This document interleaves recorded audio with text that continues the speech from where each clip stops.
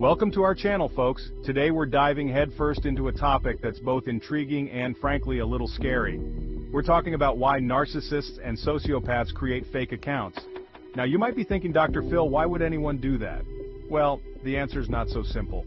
These folks, they operate on a different wavelength. They crave attention, validation, and control. And sometimes a fake account is their way of getting it. Stay tuned as we pull back the curtain on this behavior and expose the motivations behind these digital masks. Trust me, you're going to want to hear this. Let's talk about catfishing for a minute. You know, creating a whole other identity online to reel people in. Now, for most folks, that's just plain creepy.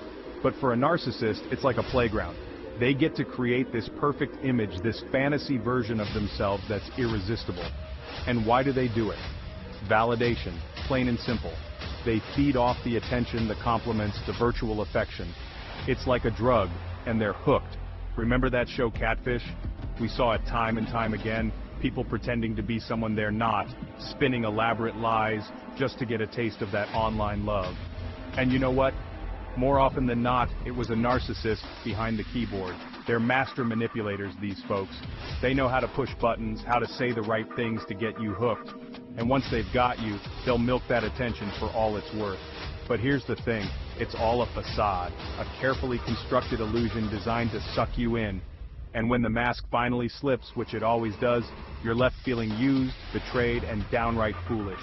So how do you protect yourself? First off, trust your gut. If something feels off, it probably is. Do your research, ask questions, and don't be afraid to walk away if things don't add up. Remember folks, online or offline, if someone's asking you to invest your time, your emotions, your heart, they better be who they say they are. Now, let's talk about what happens when the narcissist's true colors start to show. People catch on, they get tired of the lies and the manipulation, and they hit that block button. You'd think that would be the end of it, right? Not for a narcissist. They can't stand the thought of someone shutting them out, of not having access to their lives. So, what do? They create fake accounts, of course. It's their way of keeping tabs on you, of lurking in the shadows and watching your every move. They'll create a profile with a generic name, maybe even steal someone else's photos, all so they can blend in and observe you undetected.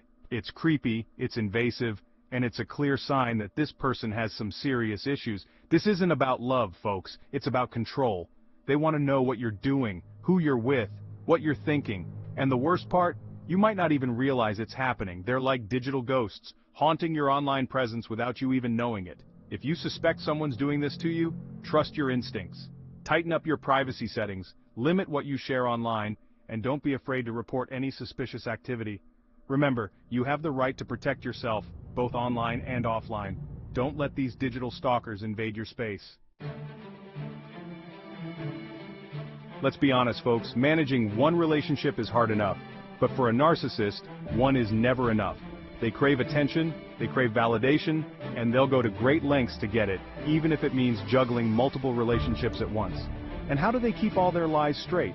Fake accounts, of course. It's the perfect tool for compartmentalizing their lives, for keeping their various conquests separate and unsuspecting. They'll have a profile for each persona, each carefully crafted to appeal to a specific target. They'll spin elaborate tales, weaving a web of deceit that's as impressive as it is disturbing. And the people caught in this web, they have no idea they're just one string in a much larger, much more sinister tapestry. This isn't about love, folks, it's about power. It's about the thrill of the chase, the ego boost that comes from having multiple people vying for their attention. But here's the thing, it's all built on lies. And eventually the house of cards will crumble. The truth will come out, and the narcissist will be left with nothing but a trail of broken hearts and shattered trust. If you suspect you're involved with someone like this, get out. Run for the hills and don't look back. You deserve better than to be a pawn in someone else's twisted game. Now, let's talk about something that's become all too common in this day and age: political manipulation online. We're talking about fake accounts used to spread propaganda, sow discord, and influence public opinion. These aren't your average trolls, folks. These are organized efforts, often funded by shadowy groups with a vested interest in shaping the narrative. They create armies of fake accounts, each with a carefully crafted persona designed to blend in and spread their message. They'll pose as concerned citizens, experts in their field, even your friends and neighbors, and their goal? To manipulate you, to play on your emotions, to get you to see the world through their carefully curated lens. They'll share inflammatory articles, spread misinformation, and engage in personal attacks, all in the name of advancing their agenda. It's a dangerous game, folks, and it's eroding trust in our institutions and in each other. We're bombarded with so much information, so many conflicting viewpoints, that it's hard to know what to believe anymore. So, how do we fight back? By being critical thinkers, by questioning everything, by verifying information before we share it, and by being wary of anyone who seems more interested in dividing us than uniting us. Remember, folks, knowledge is power, and in the age of information warfare, it's our best defense against those who seek to manipulate us. Let's talk about trolls, folks, those keyboard warriors who seem to take pleasure in causing chaos and inflicting pain online. Now, not all trolls are narcissists, but there's often a significant overlap. Why? Because for a narcissist, attention is attention, even if it's negative.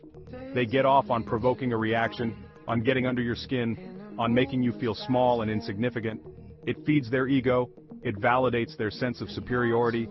They'll leave nasty comments, send harassing messages, and spread rumors, all with a smirk on their face and a complete disregard for the pain they're causing. They'll hide behind fake accounts, of course, because anonymity emboldens them. It allows them to unleash their worst impulses without fear of consequence. But here's the thing, trolls are cowards. They prey on the vulnerable, they exploit our insecurities, and they revel in the misery they create. So how do you deal with them? The best approach is often to ignore them. Don't feed the trolls, folks. Don't give them the satisfaction of a reaction. If they're persistent, block them, report them, and move on. Don't let them suck you into their vortex of negativity. Remember, folks, you're better than that. Don't let these online bullies dim your shine.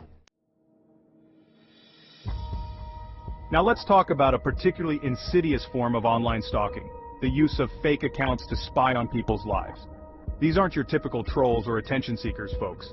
These are individuals with deeper, more disturbing motivations. They crave control, they crave power, and they get off on the feeling of knowing everything about you while remaining completely invisible themselves. They'll create empty profiles, often with generic names or stolen photos, just enough to blend in and avoid detection. They'll lurk in the shadows, silently observing your every move, collecting information about your life, your friends, your family. It's like having a digital stalker peering through your windows, except you have no idea they're there. They're ghosts in the machine, leaving no trace of their presence except for the growing sense of unease you feel deep down. These individuals are often driven by a need to control, to manipulate, to feel superior. They might be motivated by jealousy, obsession, or even a desire to harm. The scariest part? You might never even know they're there. They're masters of deception, experts at blending in and remaining undetected. So, how do you protect yourself from something you can't see coming? Be vigilant, folks. Pay attention to your gut instincts. If something feels off, if you get the sense you're being watched, trust your instincts. Tighten up your privacy settings, limit what you share online, and be cautious about who you connect with. Remember, in the digital world, not everyone is who they say they are. Well, folks, we've covered some dark territory today. From catfishing to cyberstalking, we've exposed the motivations behind why narcissists and sociopaths create fake accounts. Remember, knowledge is power. By understanding their tactics, we can better protect ourselves and those we care about from their manipulative games. If you found this video insightful, hit that like button and subscribe to our channel for more content like this. And don't forget to share your thoughts and experiences in the comments below. Thanks for watching. If you found this video insightful, don't forget to like, comment, and subscribe for more content like this. Let us know in the comments if you have any experiences or thoughts on this topic. See you in the next video.